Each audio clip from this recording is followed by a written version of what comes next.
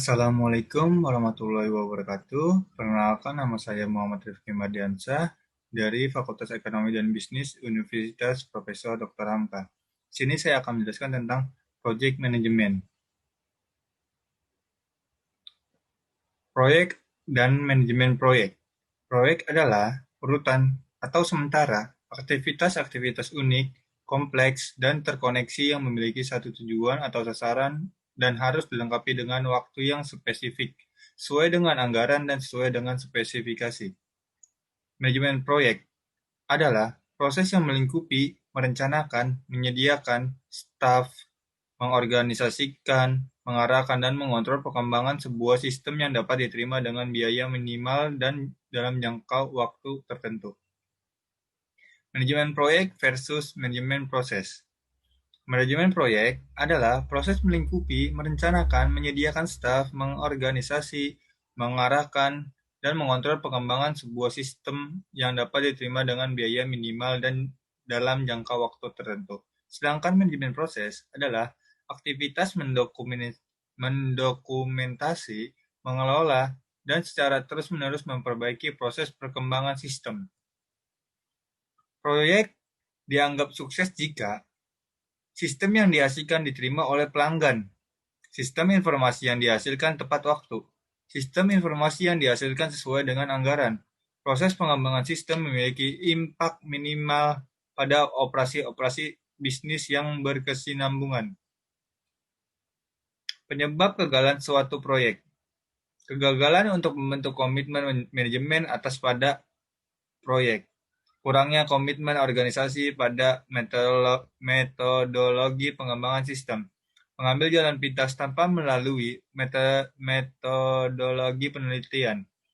Manajemen ekspektasi yang buruk, komitmen dini dalam menetapkan anggaran dan jadwal, teknik estimasi yang kurang baik, terlalu optimis, the mythical man-mon. Brook 1975. Kurangnya keterampilan manajemen, kegagalan beradaptasi dengan perubahan bisnis, sumber daya yang tidak mencukupi, kegagalan dalam mengelola perencanaan. Kompetensi manajer proyek. Yang pertama, kesadaran bisnis, orientasi rekan bisnis, komitmen pada kualitas, inisiatif, pengumpulan informasi, pemikiran analisis, pemikiran konseptual, kesadaran antar personal, kesadaran organisasi, antisipasi impak, banyak penggunaan pengaruh, memotivasi orang lain, keterampilan komunikasi, pengembangan orang lain, memonitor dan mengontrol, kepercayaan diri, manajemen stres, kepedulian pada kredibilitas, fleksibilitas. Fungsi-fungsi manajemen proyek. Yang pertama adalah scoping atau ruang lingkup, planning atau perencanaan, estimating atau perkiraan, scheduling atau penjadwalan, organizing atau perorganisasian, directing atau pengarahan, controlling atau pengontrolan, closing atau penutupan. Peralatan dan teknik manajemen proyek. PERT adalah model jaringan grafis yang menggambarkan tugas-tugas proyek dan hubungan antara tugas-tugas tersebut. Contohnya. Nah, sini semua harus berhubungan. Yang pertama kita mulai dengan project initiation. Terus kita lanjutkan di sini kita masukkan tanggal dan orang yang membuat atas nama. Selanjutnya adalah preliminary investigasi, melakukan investigasi dengan tahap atau jadwal yang sudah ditentukan. Terus kita analisis masalah, terus kita lanjutnya rekrutmen analisis. Selanjutnya adalah decision analysis. Serta setelah itu semua, analisis itu semua selesai, kita mulai mendesain dan mulai membuat atau konstruksi. Dan kita terapkan sesuai dengan proyek yang akan kita buat. Nah, selanjutnya adalah Gantt chart. Adalah bagan batang horizontal sederhana yang menggambarkan tugas-tugas proyek berdasarkan kalender. Tiap batang diberi nama untuk mewakili setiap tugas proyek. Tugas-tugas tersebut didaftarkan secara vertikal pada kolom kiri pusat horizontal adalah garis waktu kalender. Nih, sebagai contoh. Nah, ini adalah Gantt chart. Di sini kita bisa disebut sebagai penjadwalan ya. Jadi kita sudah membuat target-target tertentu di setiap eh, di setiap yang akan kita tahap-tahap yang akan kita lakukan untuk memulai suatu proyek. Kita lihat di sini preliminary investigation itu kita jadwalkan yang pertama ada di bulan Mei. Di situ perkiraan Mei awal sampai pertengahan. Setelah investigasi dimulai, kita akan analisis masalah dengan batas waktu yang sudah ditentukan. Kita memulai rekrutmen analisis sampai bulan Juli. Setelah rekrutmen analisis diterapkan atau dilakukan, kita memulai dengan decision analysis sampai bulan Agustus. Jadi ini tahap-tahap ini bisa kita lakukan sesudah atau sebelum. Biasanya kita lakukan sebelum tahap-tahap ini kita selesai, kita harus sudah melanjutkan ke tahap selanjutnya agar semua bisa dilakukan secara efisien. Nah, setelah itu kita desain pada bulan Juli sampai ke tahap Oktober. Nah, kita ambil garis pada hari ini adalah bulan September, hampir ke akhir bulan. Jadi di tahap ini semua belum selesai. Untuk yang garis biru tua itu tandanya sudah selesai, dan pada yang garis biru muda itu masih dalam pengembangan atau sedang dijalankan. Jadi pada tahap sekarang ini sisa dengan construction dan implementasi. Nih, ini Microsoft Project Gantt chart.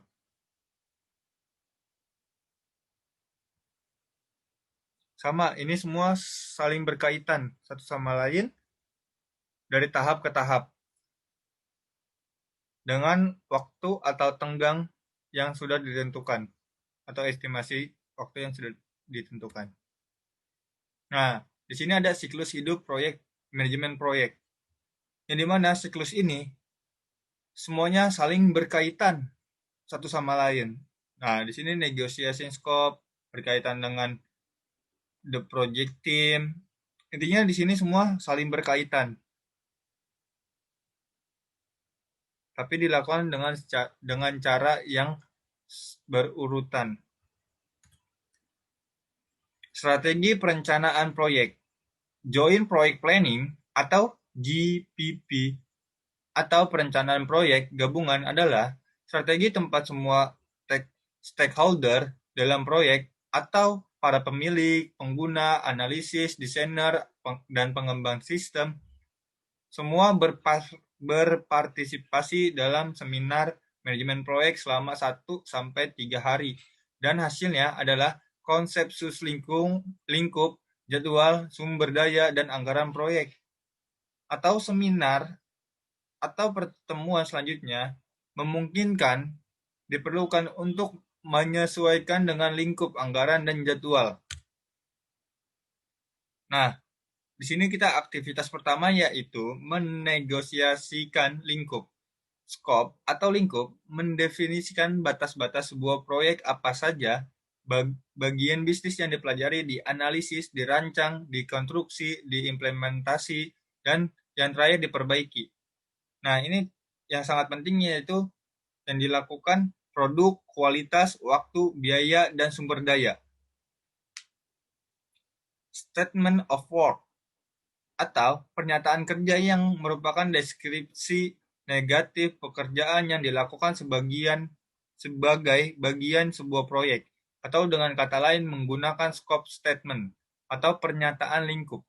Project definition atau definisi proyek, project overview atau tinjauan proyek, dan dokumen of understanding atau dokumen kesepahaman. Nah, selanjutnya adalah statement of work atau pernyataan kerja. Di sini sudah dilakukan secara merinci, harus kita lakukan secara berurutan agar semua berjalan dengan efisien, berjalan dengan efektif. Aktivitas yang kedua yaitu mengidentifikasikan tugas-tugas. Work breakdown struktur atau WBS adalah peralatan grafis yang digunakan untuk mengilustrasikan penguraian hierarkis sebuah proyek menjadi fase-fase, aktivitas-aktivitas, dan tugas-tugas. Milestones atau kejadian penting adalah sebuah kejadian yang menandakan penyelesaian produk jadi sebuah proyek besar. Biasanya, untuk membedakan milestone dari tugas-tugas lain dalam WBS dengan menggunakan format khusus, misalnya italic atau huruf miring. Nah, di sini selanjutnya adalah work breakdown struktur. Semua dilakukan bertahap dari pertama, project goals, fase, activity, dan task. Aktivitas ketiga atau perkiraan durasi tugas. Perkiraan lama minimum waktu yang diperlukan untuk melakukan tugas dinamakan dengan optimistic duration atau OD. Perkiraan lama maksimum yang diperlukan untuk melakukan tugas sering disebut dengan pessimistic duration atau PD. Perkiraan expect duration atau durasi yang diharapkan diperlukan untuk melakukan tugas. Kalkulasi most likely duration atau durasi paling mungkin seperti di bawah ini. Di sini ada rumus ya, yaitu D atau durasi paling mungkin sama dengan 1 dikali OD. OD itu durasi optimis ditambah 4 kali ED. ED itu durasi diharapkan ditambah 1 kali PD. PD itu durasi pesimis dibagi 6. Di situ akan kita tahu hasilnya. Yang selanjutnya kita ke aktivitas 4. Menentukan ketergantungan antara tugas. Finish to start. Penyelesaian sebuah tugas memicu awal tugas yang lainnya. Start to start. Awal sebuah tugas memicu awal tugas lainnya. Finish to finish. Dua tugas selesai pada waktu yang bersamaan. Start to finish. Awal sebuah tugas menandakan selesainya tugas lain. Nah, di sini ada memasukkan ketergantungan antar tugas.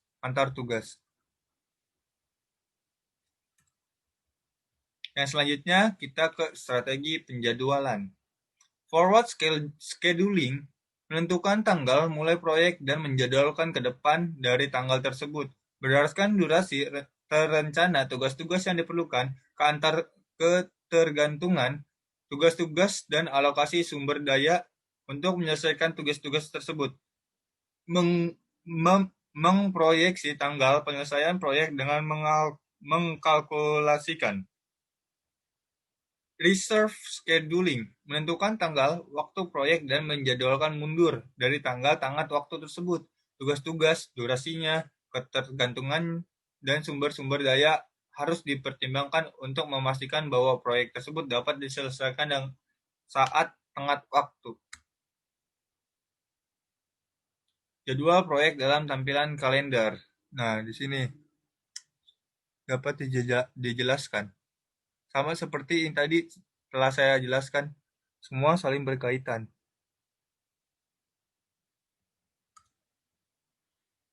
Yang kelima, yaitu menugaskan sumber-sumber daya. Nah, ini sudah di tahap mulai proses pembuatannya. Orang meliputi semua pemilik, pengguna, analis, desainer, developer, agen eksternal, dan bantuan clerical sistem yang akan dilibatkan dalam proyek. Layanan termasuk layanan seperti tinjauan kembali kualitas, yang memungkinkan dibebankan pada basis tiap pemakai. Fasilitas-fasilitas dan perlengkapan meliputi semua ruangan dan teknologi yang akan diperlukan untuk menyelesaikan proyek. Persediaan barang dan material termasuk sebuah benda mulai dari pensil, kertas, buku, catatan, sampai kartin, kart, cartridge toner, dan lain-lain. Uang termasuk penerjemahkan semua hal di atas ke dalam anggaran. Sini mendefinisikan sumber-sumber daya proyek. Nah, ini semua dibagi menurut dengan tugasnya masing-masing.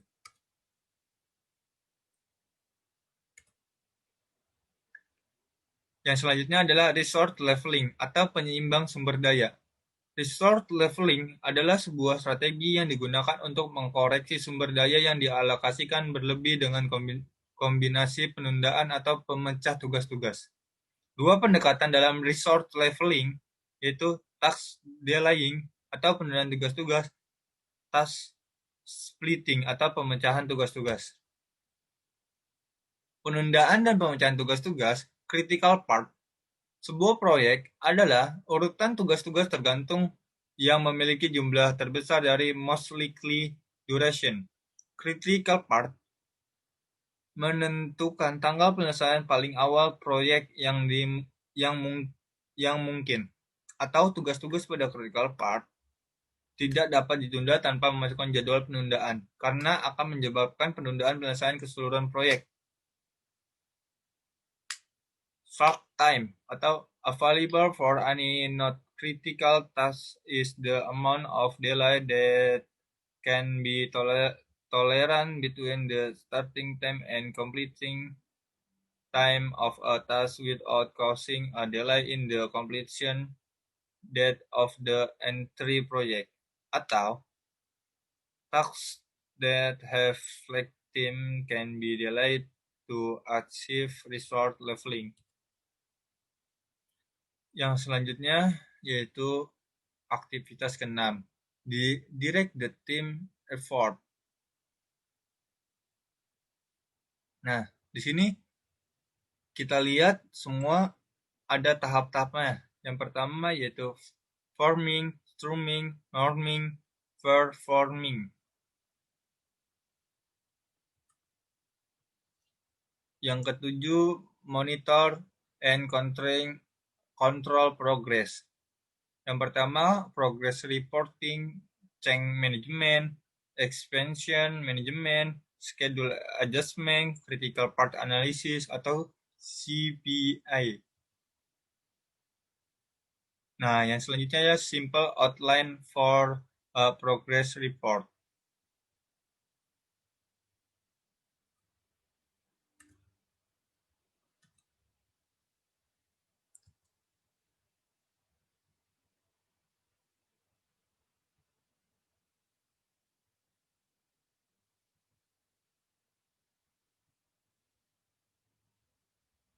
Nah, di sini ada contoh dari critical part. Semua sudah kita tulis jadwal-jadwalnya agar pekerjaan berjalan dengan efektif.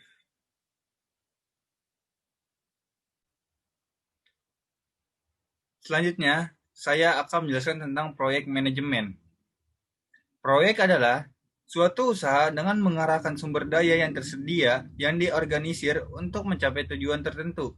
Salah satu tolak ukur yang mencerminkan kinerja yang baik dari perilaku bisnis di bidang jasa konstruksi adalah ketepatan biaya dan waktu penyelesaian proyek yang sesuai dengan rencana. Penerapan manajemen proyek yang signifikan seperti pengendalian proyek sangat diperlukan untuk mencapai tujuan tersebut. Pengendalian proyek pada aspek biaya maupun waktu sangat bermanfaat karena dapat memberikan peringatan dini mengenai hal-hal yang akan terjadi pada masa yang akan datang. Analisis studi kasus manajemen proyek pembangunan kantin kampus. Para mahasiswa Universitas Profesor Dr. Hamka ingin membuat sebuah kantin di kampus. Mereka memahami cara memasarkan dan memanajemen waktu kantin tersebut. Sekelompok mahasiswa telah memahami cara memanage usaha serta memanage waktu, biaya, atau modal yang meliputi pemasukan dan pengeluaran kualitas barang yang akan dijual, resiko usaha. Selain itu, mereka juga harus membagi waktu masing-masing anggota pada jadwal perkuliahan yang ada, serta mengembangkan atau mempromosikan kepada mahasiswa lainnya, sehingga mereka mampu mengendalikan resiko kegagalan terhadap kurangnya minat mahasiswa. Selain itu, mereka juga memperluas jangkauan pasar yang ada serta memperbanyak pengalaman usahanya, sehingga mereka mampu bersaing serta mengembangkan usahanya tersebut dan mengelola keuangan mereka bersama. Selain itu, mereka harus mampu merekrut pegawai dan menciptakan lapangan pekerja untuk orang lain dengan bantuan media sosial serta grup mahasiswa dapat mendukung kemajuan usaha kantin mereka, maka kantin yang telah mereka ciptakan dapat berkembang pesat secara mandiri. Sekian penjelasan dari saya, kurang lebihnya mohon maaf. Assalamualaikum warahmatullahi wabarakatuh.